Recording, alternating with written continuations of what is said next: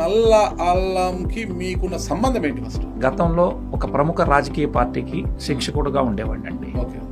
So అక్కడ పనిచేస్తున్నటువంటి క్రమంలో కొన్ని రకాల చిన్న చిన్న చెడు అలవాట్లు ఉండడం వల్ల నా ఆరోగ్యం అనేది పాడైంది సార్. మీ చెడు అలవాటు అంటే మద్యానికి బానిస అయ్యారా? అయ్యాను సార్. ఆ. పూర్తి స్థాయి ఇబ్బంది అయిపోయి నేను 21 days పైనే హాస్పిటలైజ్ ఏ అయ్యాను. హాస్పిటల్ ఉన్నారు? ఇక్కడే సార్, మన హైదరాబాద్లోని.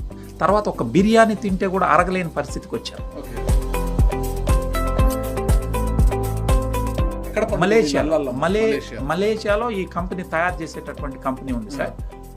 నల్లల్లం పండేది మాత్రం థాయిలాండ్లో పండుతుంది. మన దేశంలో పండుతుంది అది? అక్కడ వాతావరణంలో థాయిలాండ్లోని కులెన్ పర్వత ప్రాంతాల్లో పండేటటువంటి నల్లల్లం మాత్రమే శ్రేష్టమైంది, ఎక్కువ ఔషధ గుణాలు కలిగి ఉందని చెప్పారు. నాకు బాగైంది కాబట్టి నేను ఒక 50